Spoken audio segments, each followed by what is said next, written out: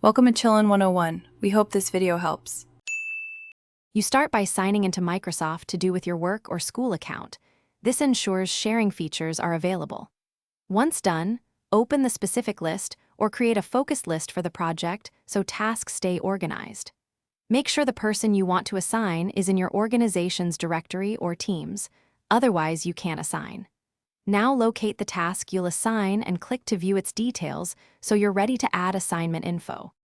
With the task details open, click the Assign or Add Assignee control. This attaches responsibility directly to someone. Next, pick the person from your directory or type their work email if your tenant allows external assignment. This creates a link to their to-do. Also add due dates, steps, and a brief note explaining expectations so the assignee knows the why and how. Once assigned, notify them via Teams or email for immediate awareness and accountability.